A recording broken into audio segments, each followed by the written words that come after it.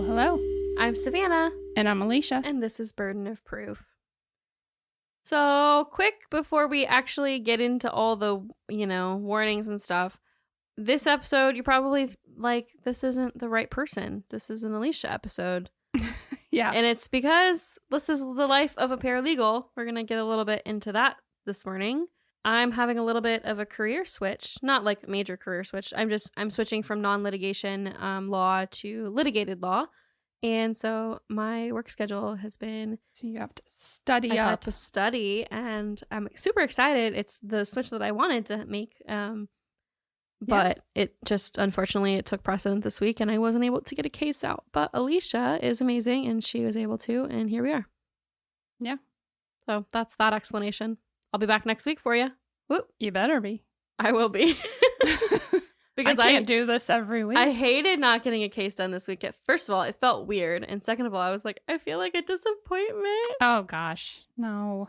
Because we've almost been doing the podcast a year, like 8 months. No, like 10 months now. Yeah. So this is the first time that I've not come, like, that I've had to say, I won't have it done. I won't have it done in time. And it was like last minute.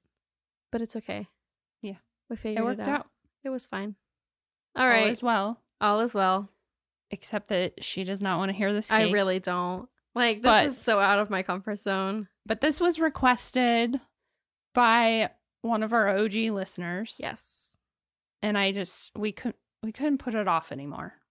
And this takes place locally to us. Mm-hmm. So it's a tough one. So fair warning, it is a child victim. I don't go into a lot of graphic detail. We try to be very careful of that because we just don't think it's entirely necessary. You get the gist of it. Yeah. But nevertheless, it's an 11-year-old girl. And so it's tough. It's a tough case. And I wish that there had been a happier outcome of everything. Unfortunately, not. So, fair warning. I mean, that's basically the only warning. And addiction issues. And sexual crimes. Yes. I mean, yeah. Child victim of sexual assault and murder. So, take a deep breath, Savannah. I know. Deep breaths are being taken. We're good. Okay. I'll lead us in meditation if I need to. Yeah, we can break for a moment if you need to. So in 2004, 11-year-old Carlie Brucia was living in Sarasota, Florida with her mom, Susan, and stepdad, Steve. Home videos show her as a bright and happy girl that loved her family and especially loved getting to visit her dad and his family in New York. Little did the Brucia family know that Christmas of 2003 was the last time that they would see Carlie alive. Carlie returned from her visit with her father to Sarasota and her routine life after the new year. She left the Big Apple. Yes. And then on February 1st, 2004, she was at her friend Danielle's house, and the plan was to watch the Super Bowl and sleep over. She had slept over the night before, but I think she was also supposed to sleep over there the night of the Super Bowl. Okay. Possibly not, because I think it was a school day the next day, so not really sure. I mean, I did that, though. Like, if you're going to the same school, like, sometimes you would do that. Yeah. Ultimately, it only matters because that's not what ends up happening. Mm-hmm. According to the 911 call her mother would eventually have to make, Carlie had a fight with her friends. Danielle's mom had called Susan to let her know that Carlie left, stating that she didn't want to wait for a ride and she was going to walk home. Susan immediately sent Steve to look for her, as she was not okay with Carlie making the walk alone. Yeah, I mean, she's an 11-year-old girl, and it's not... That's fair. Yes. And especially being that it's a local case, when you hear about where it was, we'll get into that. You'd be like, yeah, I don't want my 11-year-old kid walking in that area on that street. Yeah. After driving the path that she should have taken and not finding her, Steve circled around the area for at least an hour or so. And then he went back home. He went back home and told Susan, like, I don't know. I don't where she see went. her. Like... I can't find her. Would she have gone somewhere else? Susan immediately knew something was wrong. Yeah, I mean, she's 11. She's not little enough to, like, know. Get lost. She like, knew her way. Yeah, that's my point. Like, she, you know, I mean, yes, she could have gotten lost, but he immediately went to where she was, and it's a small town. Yes. So, you know. Well, I mean, I wouldn't call Sarasota a small town, but the area is familiar enough. Yeah, and I mean, it's a grid system. Like, yes.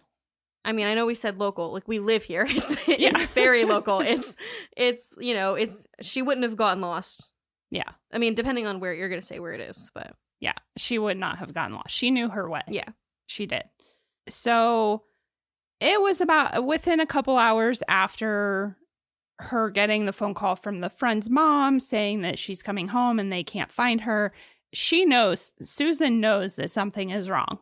So she calls 911. She doesn't wait. She doesn't hesitate. She calls 911.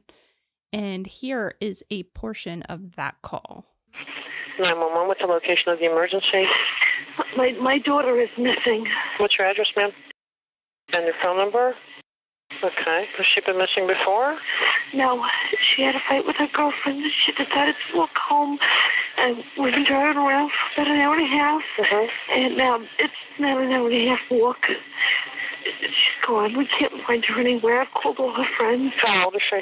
11. And when was the last time that she was seen? It was at 6 o'clock, Jean. Around 6 o'clock. And she was at a friend's house? Yeah. Okay, what's her name, ma'am? Carlie, Carlie. And last name? Brucia, Brucia. She's just shy of 5 feet. Okay. Do you know how much she weighs? She's around 120 pounds. Okay, what color hair does she have? Dirty blonde. And what color eyes? Blue. Sorry, it's so sad. I know. As a mom, I can't. I have my wall up now so that I don't completely fall apart. So fortunately, the Sarasota County Sheriff's Department has a policy to investigate all missing children's cases.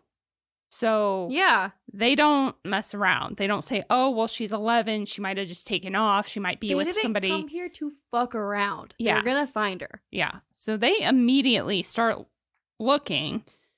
Officers arrive to Susan and Steve's house to conduct interviews, and then they head over to the friend, Danielle's house. Contrary to what Susan told 911 dispatcher, Danielle and her family stated that Carlie had spent the night on January 31st, the night before, and was going to stay that night as well, but had been upset because Susan and Steve had been fighting a lot. So they claimed that Carlie left saying she wanted to go home and be with her mom. Okay. Either way, police put out a be on the lookout order, and those investigating pay visits to some of Carlie's other friends' homes to confirm that she wasn't with them. Okay, yep. Investigators had hoped that Carlie was just with somebody else that Susan maybe didn't know, and that she would just show up the next day, either show up at home in the morning or show up at school even. But when that didn't happen, they implemented a search with the K-9 unit. Using a pillowcase from Carlie's home, the dogs were able to pick up her scent and begin following the correct path, the expected path, down Bee Ridge Road towards her home. They then cut through the parking lot of a restaurant. So those of us local know that restaurant as Evie's Tavern and Grill. On Bee Ridge? On Bee Ridge. Yeah, why is this child walking down Bee Ridge Road? Yeah. Near Evie's. Yes, exactly. It's not that it's a bad area, it's just a very high trafficked area. It is. But even today, I don't even like driving, and not like, it's just a really high trafficked area. I think about all the cars on Bee Ridge Road. Yeah. It's like a small highway in our area Yeah, it's a so 6-lane busy. road. Now, I don't think based on where they lived, and I don't think that I specify this, but they lived on or just off of McIntosh Road. And she cut through the parking lot because she was going to basically cut through instead of walking all the way down B Ridge to McIntosh and go. She was cutting through. What does that connect to? Evie's is between. She's just cutting the corner. Yeah. Right? That's what I thought. Yeah. I mean, she's cutting a really big corner. Let me look at the map. Hold on. Yeah. She's cutting a really big corner.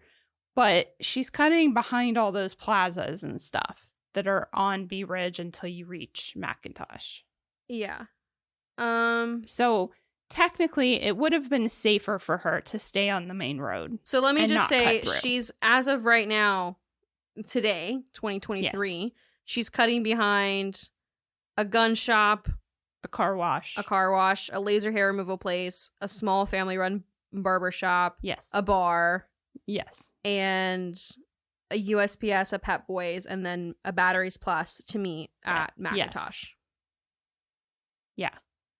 Not really. And there's a liquor store across the street. There's a Dollar General across the street. Yes. I mean, it's fine. It's just... And in 2004, like you said, it could have been entirely different. It probably was. There probably was more mainstream businesses in that area. But nevertheless... It was too busy of a road regardless of the area. And like, I don't know why we're sugarcoating it. I wouldn't want to walk down this road. I as a grown woman, wouldn't. My parents live over near the Bee Ridge area, and like, it's not my fave. Yeah. And they don't live near McIntosh. Like, I used to not live far from there when we first moved here. Yeah. In any case. Nobody who doesn't live here cares. Yeah. They're like, what are you talking about? So sorry. So the dogs continue to pick up Carlie's scent, but as they reach the rear of that parking lot. It's a big parking lot.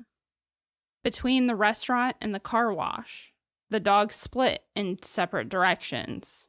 So investigators realized that's where the trail ends. Yeah. It was entirely possible that Carlie had cut through the parking lot. Like I said, it is a shortcut to her house. So the detective's next step was to talk to the owners of Evie's and the car wash to see if they have security cameras. The motion detection camera at the back of the car wash was the only one that picked up footage of Carlie. Now, I don't know if I should say fortunately or unfortunately here. I guess fortunately, because this helps them significantly, but unfortunately, it also showed a man approaching her. Oh, no. The video shows Carlie walking toward the camera, looking down at what they believed was like a Walkman or an iPod, and she had headphones or earbuds in. She didn't even seem to notice him walking directly toward her until he's right in front of her. He immediately grabbed her arm and was clearly saying something to her as he took his free hand out of his pocket and then he put it right back in his pocket. The detectives believed that he likely threatened her with a weapon of some kind, but the video was not clear enough to see exactly what it was. Yeah, that makes sense. The man turns around, still holding Carlie's arm, and walks her out of the frame, but they get a better look at what he was wearing and sort of a profile view of his face. They don't get a fully clear shot. They begin to work with the description of a white male, average height, kind of a stocky build, with a full head of dark hair. The detectives said that standard procedure for investigating a missing child is to start with the parents and family, then work their way outward, so to speak. So they asked Carlie's stepdad, Steve Kensler, to come in to the station for an interview first. The detective asked Steve for his alibi during the time frame that Carlie went missing, and Steve explained that he was home with Susan when she got the call that Carlie had left Danielle's house. Not Daniel, Danielle. Yeah. He said that Susan then told him that Carlie began walking home and asked him to go pick her up, that she shouldn't be walking down Bee Ridge alone. He said he left right away, and when he didn't see Carlie, he repeatedly called Susan to check in and make sure she hadn't somehow made it home, made it past him and made it home. Yeah. Steve told them that after a while of driving around, he went back home and told Susan he couldn't find her. Where else could she be? You know, maybe she went to another friend's house. The detective then asked him what was going through his mind at that point, and Steve responded that something is wrong. Carlie isn't that kind of person. She always called to tell us where she was and what was going on. He also gave them a tip of something unusual he noticed when he was driving around looking. He gave them the description of a red tow truck that he saw also driving up and down Bee Ridge and pulled through the car wash parking lot a couple of times. After going home and picking up Susan to look more, they noticed the red truck again, and the driver even slowed down and looked right at them, but then took off in the other direction. Well, that's suspicious. Mm-hmm. Then when they swing past Danielle's house again to see if Carlie may have gone back there, they realize, oh, we know whose tow truck it is, and it's in Danielle's driveway. Steve told the detectives that the truck belonged to a guy named Ron Choquette, a friend of Danielle's mom's, who was living with them at the time. Okay, that's a little weird. Yep. So the detectives ruled out Steve as a suspect and began to weigh what they know about Ron Choquette. Yeah, that's, I feel like, the next choice. Ron was there the night that they had questioned Danielle and her mother. At the time, they didn't notice anything unusual about Ron, but between what Steve told them and the fact that the man who grabbed Carlie was wearing the kind of work coveralls, like a mechanic or possibly a tow truck driver would wear, it wasn't looking great. So detectives brought Ron in for a formal interview, and they asked about the time Carlie had spent at that house and if anything had happened out of the ordinary. Ron said Carlie and the other girls spending the night on Saturday had pretty much done the usual, stayed up late, giggled a lot, but that he was sleeping in another room. He said he woke up Sunday morning as usual and went to work. The detective asked what he was wearing to work on Sunday. Ron said he was wearing a Super Bowl t-shirt. I mean, Super Bowl weekend. Yeah. Okay. When the detective asked Ron, well, how did you drive home from work? And did you drive down Bee Ridge? Ron admitted that he was on that road, but he told them he too was looking for Carlie. He had gotten word that she was missing. Well, and if he's driving down the road, he may as well like slow down and look for her. Right. So the detectives then showed him a still frame of the security footage and asked him who is in the picture. He looked at it and said, yeah, that looks like Carlie. The detective agreed and then pointed to the man in the photo. He asked, who's that? To which Ron replied, I haven't the slightest idea, sir. Definitely not me. It does kind of look like me, doesn't it, though? Yeah, he's like, oh, shit. Yeah. The detective agreed that it kind of looked like him and explained that deputies who initially spoke with him at the house that night thought it was him, which is why they had asked him to come in. Ron told them to do whatever they had to do to confirm that it's not him, stating he would be glad to do whatever I have to work with you. Okay. Yeah. I can't decide how I feel about him, but like, you know. Yeah. I don't know. Yeah.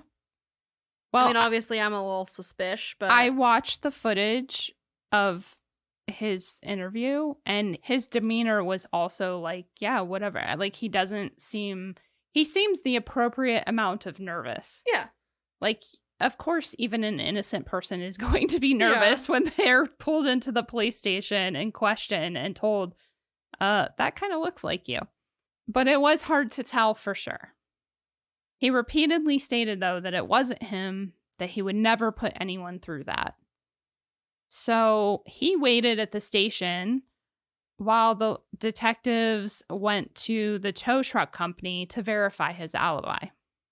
Both Ron's boss and coworkers confirmed that he had still been at work when Carlie was abducted. Okay.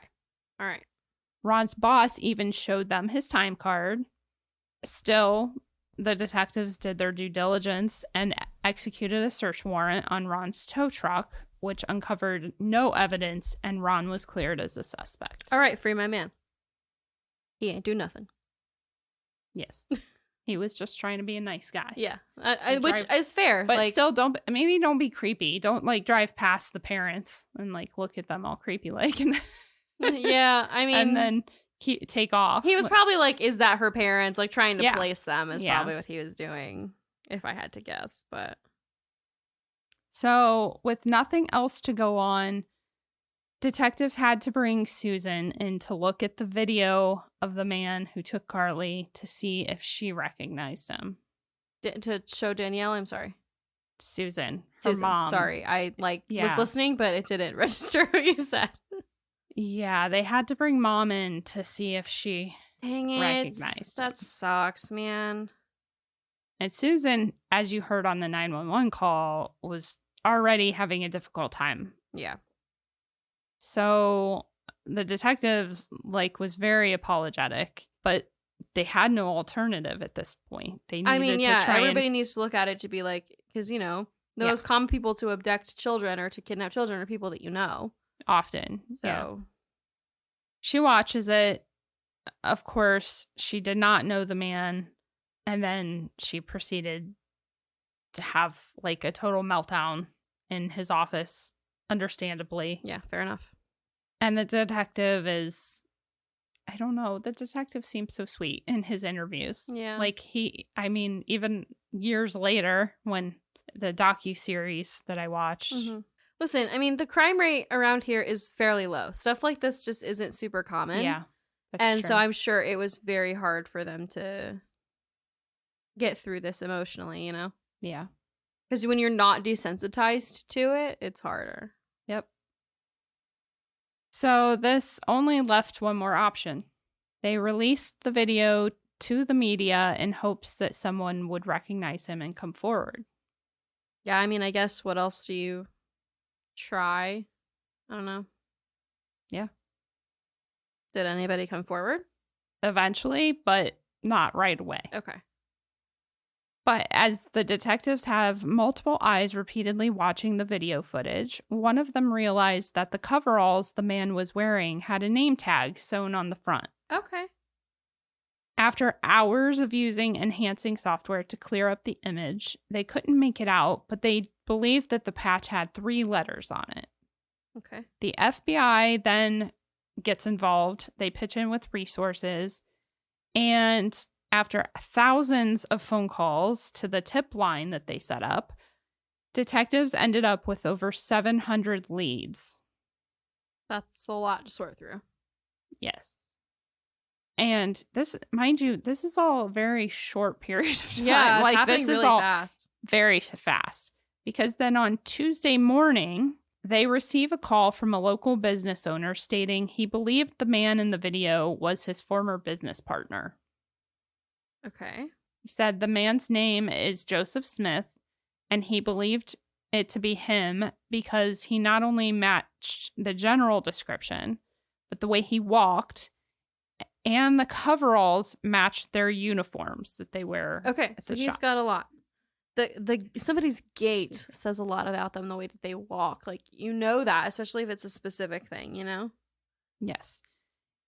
But they're thinking, well, his name's Joseph. This guy was wearing, like, is it? but And the guy Joe- says Joe. The guy says, but his name tag on his coveralls Says Joe. A background check showed that Joseph Smith was out of prison on parole. What was he in prison for? Actually, just drug charges. Okay. Well, I mean, You got ahead of me. I'm sorry. It's okay. I got No, angry. it's okay. Well, the problem is I don't know much about the case, but I do know like the legalities that come afterwards. Like I know. So that's what I was like, oh, I think I understand. You'll understand what I mean when you get to the end. So you better listen all the way through to the end or else you won't get what I'm saying. So they also found out that he had a car registered in his name that was a brown Lincoln. They began reviewing the security footage again to see if there was a sign of the car. There was no brown Lincoln. However, they did notice a light-colored Buick station wagon that pulls through the parking lot, then kind of turns around, travels down B Ridge in front of the car wash, and then turned on the side street that runs right next to the car wash. Okay. So they're thinking either this car, this person could be involved, it could be the man, or it might be a witness because the timing of it. They're like, there's no way they didn't see something. I don't know if it's me driving down a side street. It's because I'm listening to Hamilton and I want to finish the song, but I'm almost at my house, so I got to figure out a way to... Well, you better be careful because one day you might witness something. I'm sorry, satisfied is more important than getting home on time. I gotta finish my jams. So the detectives and a couple of uniformed officers head to Joe's residence, where they get no answer, despite a neighbor stating that they believed he was home. Oh, no. They then dispatched his probation officer to the location, but in the meantime, Joe's sister arrived and retrieved Joe from the house. Joe claimed he was home watching the Super Bowl with his landlord on Sunday. Well, that's a little bit weird. Yes, so Joe rented a room. Oh, okay, in that's this not house. as weird then. I thought he just invited his landlord over. Yes, I thought the same thing. And then I was like, no, wait. He's just like, It's pretty common. Want a beer? Like, Which I feel we should explain to those not in Florida. Thanks to the high cost of living here in Florida, it is not uncommon for people to rent rooms in their house out to people. So the detective showed Joe a photo from the video footage. Joe took a look and said, "That looks like me, but it's not me." Joe did not appear to be nervous or behave suspiciously throughout. He even allowed the detectives to search the room he rented in the house and his vehicle. In Joe's room, the detectives found 2 professionally cleaned and pressed coverall uniforms with the name tag Joe on them. I've never seen somebody who works a blue-collar job have their uniforms professionally cleaned. That's a good observation. I know a lot of blue-collar workers because a lot of my friends are in construction or plumbing or electric or tree work. And, nope, they're pretty nasty. They just wash and go. They just wash them in the washer and throw some scent beads in there and call it a day. We don't use those, so just wax, but... Yeah. Unpopular opinion. We're going to get complaints now. I We're going to get bad reviews People about... saying, use the scent beads. I'm sorry. No, I'm not going to. This Laundry is is a scam. How many episodes are we going to talk about laundry? Oh, gosh. Well, it's a point of contention in my life, okay? I think laundry is ridiculous. It's so... Why is there always something else to do? Yes. You're telling me. 3 kids and 2 dogs. I'm constantly doing laundry. Anyway, moving on. While the detectives are still at the house searching everything, Mimi, Joe's landlord, arrived home. Mimi tells detectives that Joe was home from at least 3 p.m. until around halftime of the Super Bowl because she remembered Joe got a phone call from his estranged wife and left the room. So... the detectives are like, well, the only weird thing we found was the coveralls, which we already knew he was going to have because the partner told us that. But we found nothing else. We have nothing else. And this lady's giving him an alibi. So they cleared him as a suspect in Carlie's case. However, What they did find in his car was narcotic drug paraphernalia.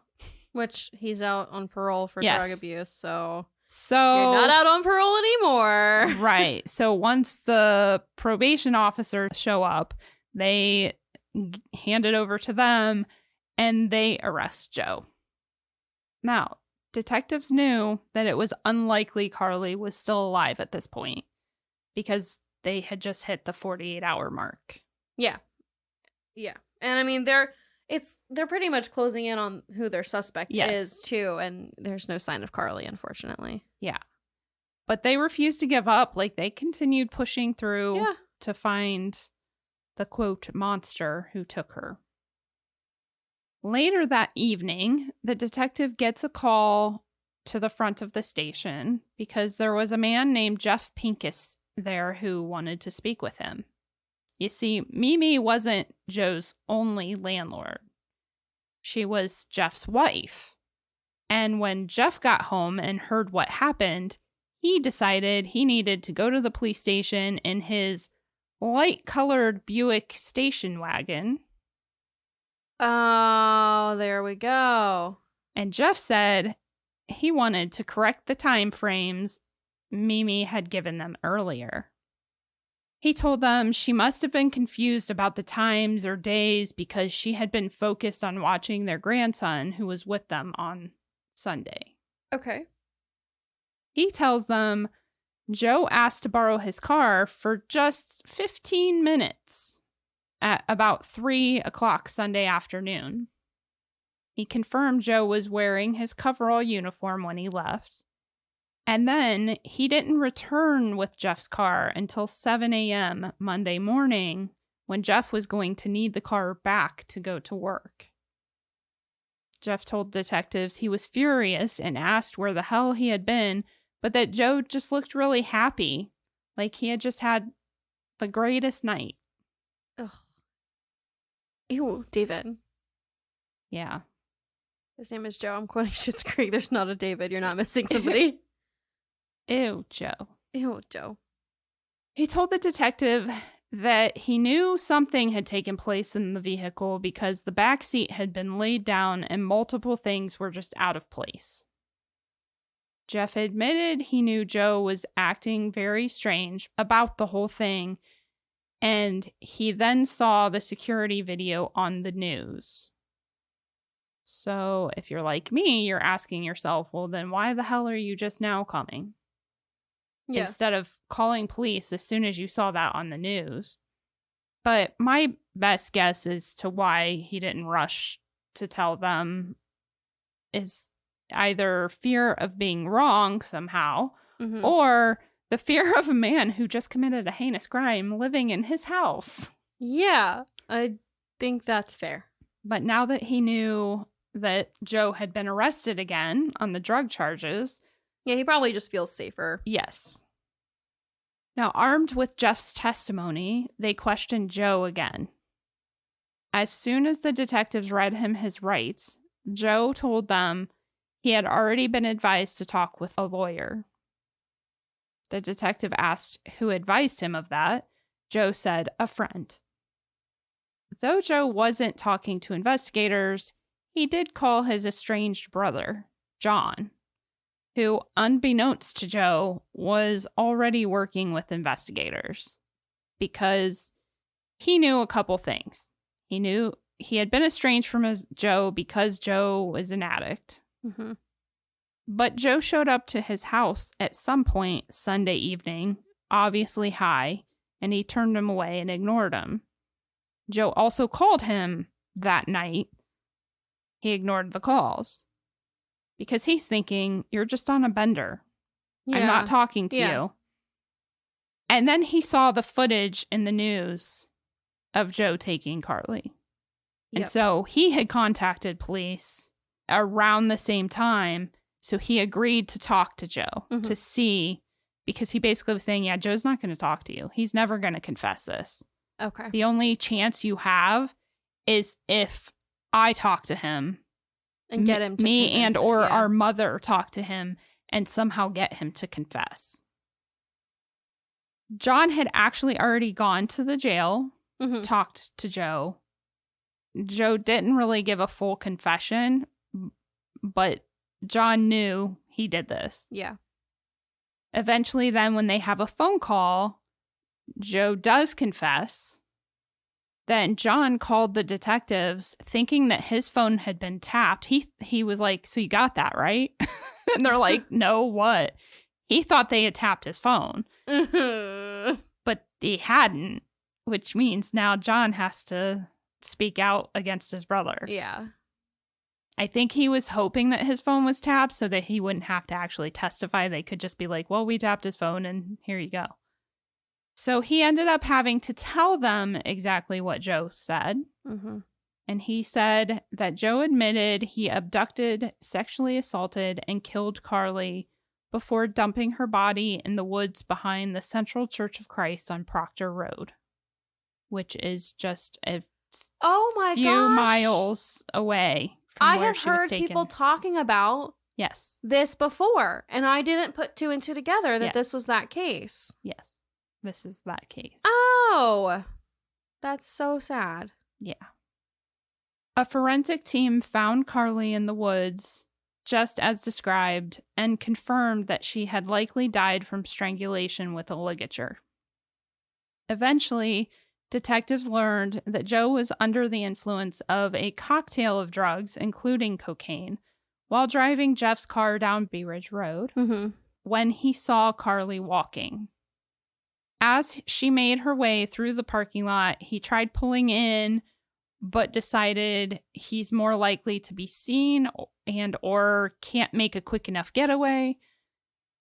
So he decided to pull out down the side street along the back of the car wash, and he approached her in the rear of the car wash, as we know. Poor Carlie. Obviously, it's over. They have him in custody. So now the legalities of it all. Joseph Peter Smith was charged with 1 count of kidnapping, 1 count of sexual battery against a person under 12 years of age, which I have to say, I have big feelings about this. I don't know how y'all feel. Yeah. But I have big feelings about why is attacking somebody over the age of 12 different than attacking somebody under the age of 12? I don't think that the punishment is any different, and I'll tell you why. The punishment isn't any different. It's just a qualification of which sex offender class they are. So the punishment is the same. Okay. Because in Florida, I don't know about at this time, but currently in Florida, any sexual crime against a minor is a life felony. So it doesn't matter if it's over or under. Yeah, it's just to qualify and like kind of sort them. Yeah. Which is disgusting that we have that many to sort. Like Legos. Ugh. Yeah. I can't. God. Okay. I needed a minute. Yeah, Sorry. it's nasty. It's okay. That's why I feel bad because I'm like texting, but I keep looking down. I'm like, I need to touch something with my hands because this is horrible. Yeah. He was also charged with 1 count of first-degree murder. Yeah, well. DNA, hair, and fiber evidence were all found in the investigation, but it was truly the video that nailed the case against Joe, because without it, they may not have even found her body in time to collect much evidence. Being Florida, there was already a significant amount of decomp happening, even though they found her body just 5 days after her death. Yeah, but it's still like January, right? Or it's February, February, right? So it's like, it's already pretty, I mean, I don't know. It's pretty It's cold. not as, I'm sure wasn't as bad as it would be like in the summer. But yeah, I should say our cold is like, it's 50 degrees in February. Yeah, for like 3 days in February. Yeah, for like 3 days in February, it's 50 degrees. And then we're in like the 60s. So it's not. Yeah. But it wasn't about that. It's about the fact that we have so many bugs and she was left in the woods. And I mean, yes, it would be worse in the summer months, in the rainy season. Yeah. But nevertheless, the medical examiner noted 5 days that, outside is a long time. Yeah. And well, I don't want to be too gory. So, well, I mean, because this if is it's already important. a super sad case. It's just that you didn't get into a lot of detail. It's okay. No. Yeah. You did. I can't. I wouldn't be It's able to true. get through it if I did. Yeah, like she said, somebody requested this case, and like I briefly looked at it, and I was like, "No, I can't." It's difficult.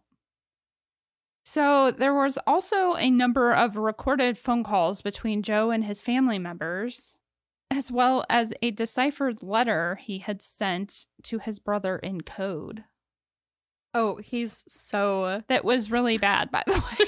it was bad code. It was bad code. Very bad code. Now, I'm not going to get into it. I don't wish the level of rage that I felt reading the transcript upon any of you. Yeah. The transcript of the phone calls, I should say. But if you'd like to know what was said, it's in the court document that's in my sources. Now, the jury clearly found Joseph Smith guilty of all 3 charges. But the death penalty was on the table in 2004. So the next portion was the penalty phase, where the prosecution presented evidence of Joe's record, including that he was on probation when he committed these crimes. The medical examiner testified that the evidence suggests that Carlie was conscious when he strangled her, due to there being no other evidence of an injury or chemical that would have produced unconsciousness, and the ligature marks on her wrists suggest that she was restrained. As with most cases, the prosecution rested after the victim impact statements given by Carlie's family and teacher. The defense presented... Not her... I'm sorry, her teacher? Her teacher. The school was, like, they were on it. They Because which elementary school did she go to? No, she was in middle school. She went to McIntosh. The defense presented 19 different witnesses that testified to a number of things, most of which predominantly focused on Joe being a good guy, but that his childhood had been difficult, and unfortunately, he struggled with drugs for pretty much all his adult life. Now, Joe requested to make an allocution statement, which was denied because he did not agree to be subject to a cross-examination. But since he had not testified in the trial, I think the judge felt like that's the only fair way to do it. Yeah. The state's rebuttal to the many testimonies on his behalf were letters that had been intercepted between Joe and another inmate, which clearly spelled out his desire for violence against his brother John, as well as a fellow inmate. Why do people write letters in jail and write notes? Are you dumb? Yes. But, like, do you not, like, excuse me? Excuse me? Yeah. You should really know better. They're going to find it. A, they're going to find it. B, if you write a letter, it gets screened. Dummy. I mean, I know it's not this exact situation, but still. I mean, part of the evidence against him, though, is he's talking on a prison phone to his family members, saying he did it. Like, saying, this is what happened. I'm sorry. And he was apologizing to them for them having to go through this and stuff. He says that he was high, unlike any other time he's been high before, and that he barely remembered what he did.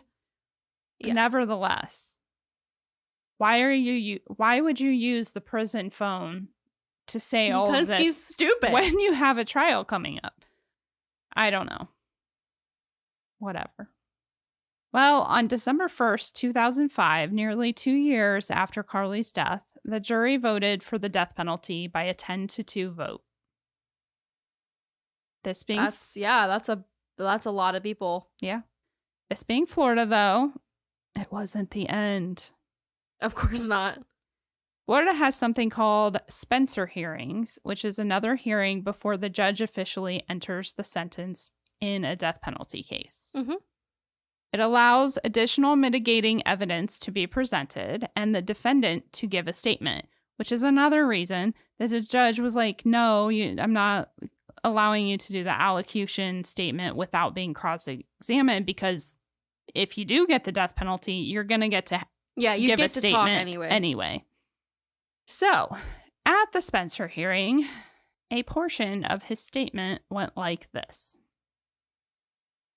After a little time went by, I had called my wife and I asked to come home. But on February 1st, I found out that she didn't want me. I lost my business, my family, and my self-control was really coming apart fast. I just wanted to die on that day. And we all say, better you than Carlie. Literally, yeah. I wasn't going to say it, but like, bro. I'll say it. Why do you think it's okay? Anyway, this drastically affected so many people. Yes, it did. And most of all, an innocent 11-year-old child. Yes. Who had her whole life ahead of her. According to him, he tried. He goes on to say, so I went out, copped a bunch of heroin, cocaine, and began injecting it, hoping I would overdose. I was so high, I never experienced a high like that. It was different than any other time. I think it was mixed with something else. I want you to know that I take full responsibility for the crimes. I don't know how all of this happened. I was very angry at myself and very high. I knew that getting high was wrong, but I could not stop. I'm not trying to make excuses for what happened, but I really don't remember much about anything on that day after about 4 p.m. Addiction is crazy. Yeah. I don't know.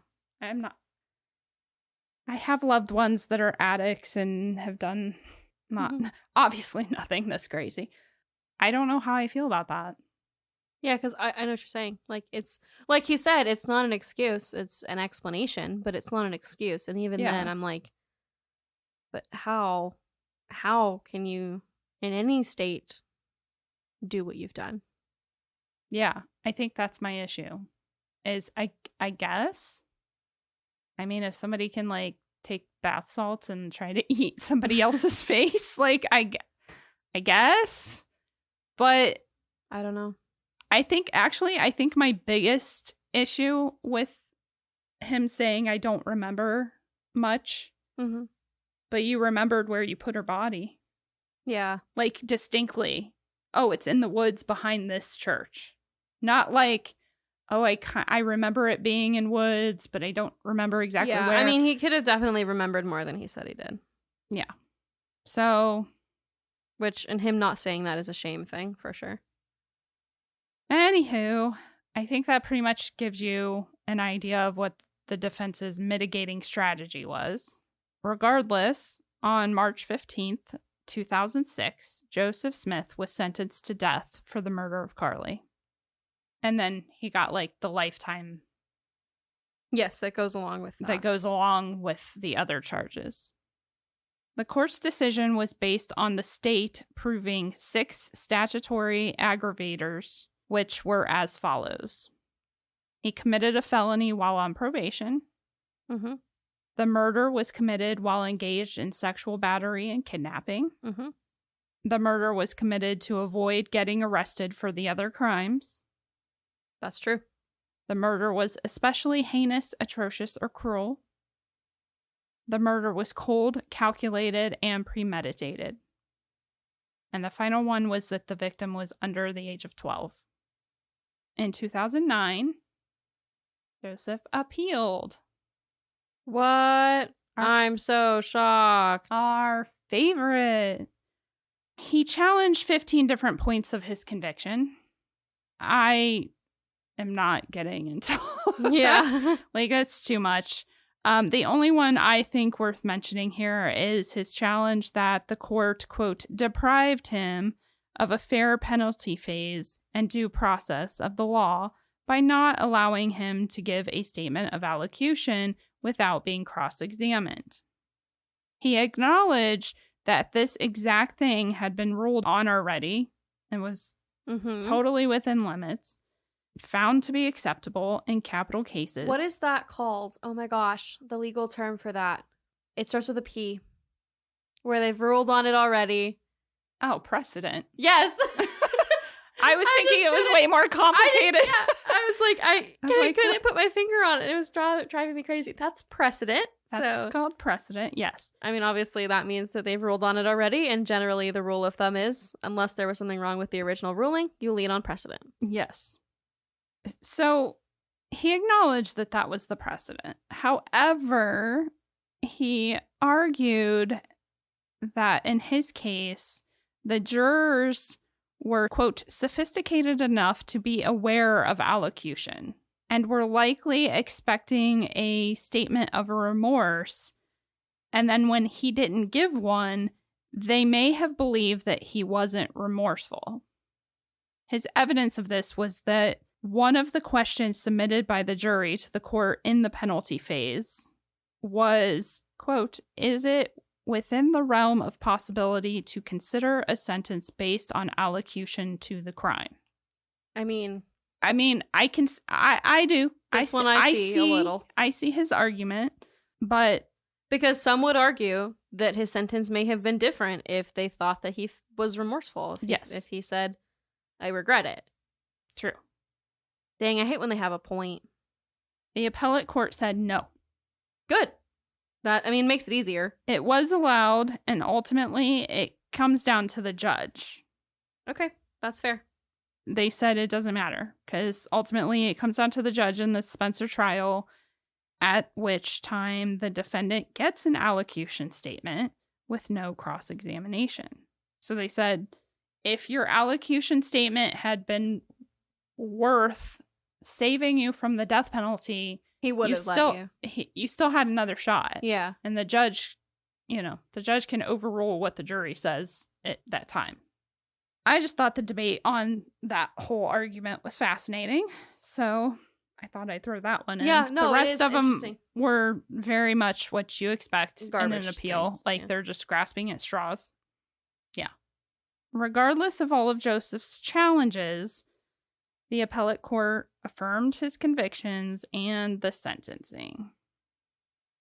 Now, it's not over yet. Good Lord.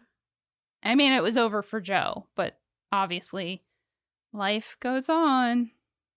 Sort of. Both Carlie's mom and dad began advocating for the safety of children after her death. Mm-hmm. Her dad agreed to let Representative Catherine Harris use Carlie's name on a bill she was introducing to Congress. This is what I know of. Yeah. In 2004, Carlie's law failed to be voted on before the end of session and was reintroduced in 2005 when it failed to pass. Just a thought, though. Perhaps one of the flaws with it was that it was a bill to add an amendment to existing law that would toughen the parole rules for sex offenders. But that wouldn't have actually helped Carlie. At all. Because Joseph Smith was out on parole after serving time on drug charges. He actually was not a convicted sex offender. Does that mean he hadn't done any? No. Committed any sex offenses? No. But with what this bill said, no, that wouldn't have helped her. Yeah. But but that goes into not that Carlie didn't deserve justice. Not that Carlie did. Yeah. I absolutely want to take nothing away from her case. But we all know that there are undoubtedly other cases in the state of Florida where it was a sex offender committing another sex offense while out on parole or probation that could have been used, where the victims could have been, have their name slapped on there. But Carlie's got a lot of attention. Carlie was a cute, white, blue-eyed, blonde-haired 11-year-old. Yeah. But most of the girls that I see missing news about is usually through social media. Yep. And they are not white, blonde-haired, blue-eyed girls. They are girls of color. They're Black or Hispanic or Latina. Indigenous around here, Indigenous. Too. Say it louder for the people in the back. Just a thought. Not saying that Carlie absolutely she should. Deserved. Yeah, it's not. But this isn't the bill for that. And I definitely think that affected it because they look at it and they're like, well, that doesn't make sense. So like, what are we doing? It affects the credibility of the law that they're actually asking to be introduced. So, I believe so. Not that Congress or the Senate would actually care about that, but I guess because wasn't Carlie's law about allowing non-custodial parents or like people who had access to children know about sex offenders? Yes, which is why her father worked with them and signed off. Because it was her stepfather. No, because her father lived in New York, so he had no idea like what is taking place. So he was for this law being passed because in their case, that's how it would have if it had actually been a thing in her case, then he would have been informed of, Yeah, because if I remember correctly, Carlie's law was to allow or demand that non-custodial parents know about sex offenders in the area that their child is living in. Yes. I just want to say props to me for remembering that. That's I'm good. Impressed with myself because I did not Google that. No. I remembered it in my own noggin. Good job. Thank you. All right. My final sad news. Susan, Carlie's mom, had been volunteering with an organization called Predator Patrol after Carlie's death. That's a good name. It is, isn't it? Unfortunately, though, Susan never really found a way to get past Carlie's death. Oh. And in the years following, she also suffered more traumas, including her mother dying shortly after Carlie, her brother dying in a car accident, her father passing away, and then her son being severely injured after getting hit by a drunk driver when he, too, was just 11 years old. Holy smokes. Yeah. I mean, like, she must have run across a black cat or something. That's I don't horrible. know. Actually, I don't want to promote that black cats are not bad luck. Yeah, they're actually good luck. I don't want to say that. But I'm just saying, like, what? Yes. And unfortunately, Susan developed a drug addiction of her own and was in and out of jail for things like possession, prostitution, and selling over the years until 2017 when she died from an overdose at the age of 47. Oh my goodness. Wow. In May of 2021, Joseph Smith was granted a new sentencing hearing by the Florida Supreme Court after the U.S. Supreme Court found Florida's death penalty system unconstitutional because it gave too much authority to the judges instead of the juries. No comment. I thought you'd like that. We all know how I feel about the death penalty, okay? If you don't, you need to listen to some of our other episodes.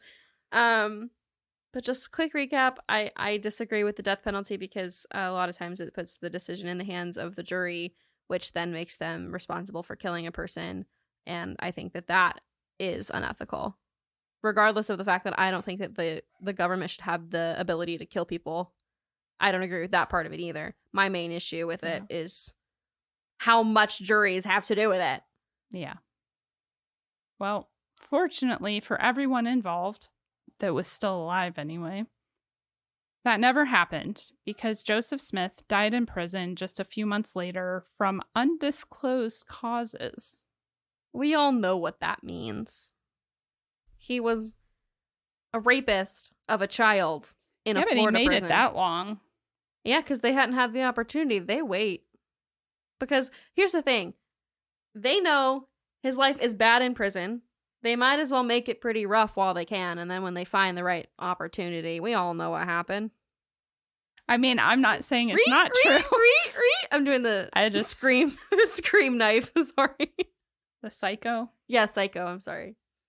I don't know. I've never been to jail, but I do follow people from jail on TikTok. And that's what they say. Okay. Well, if you heard it on TikTok, it must be true. Obviously.